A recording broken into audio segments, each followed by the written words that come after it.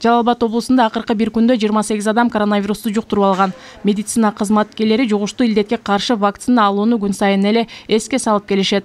Венера Токтошаконова буга чейин Sinopharm вакцинасынын 1 жана 2 дозасын алса, эми 3 дозаны алуу үчүн үй бүлөлүк дарыгерлер тобуна кайрылган. Мен ушу 6 ай мурда келип алып кеткенмин. Кудайга шүгүр, ден соолугум жакшы, жанындагылар үй бүлөм тынч.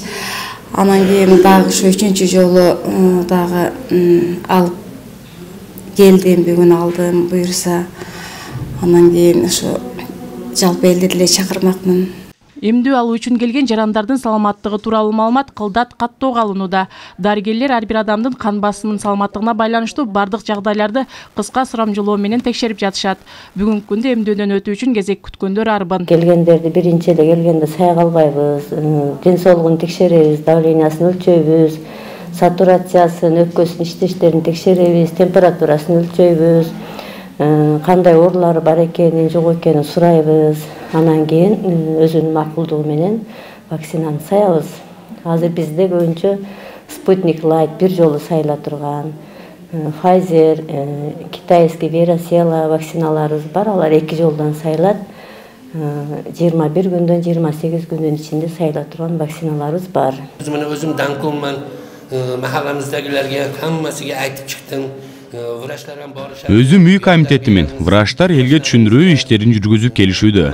Алардын айтканы менен мен да жашоочуларга айтып жатам, вакцина алгыла деп. Мен бүгүн эмдүүдөн өтүү үчүн келдим. Башкаларды да келип, вакцина алуусун сунуштаймын.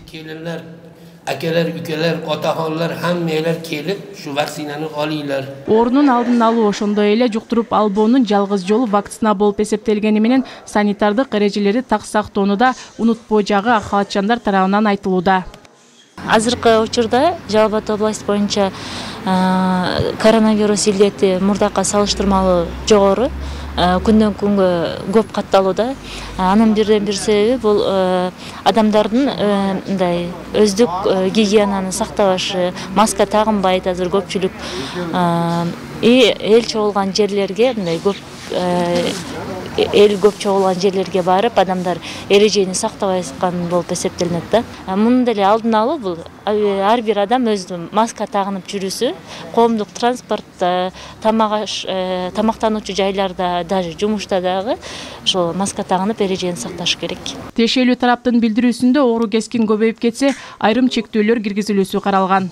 Бактыгүл Тешебаева, Бектур Иманалиев, Жалал Абад шаары.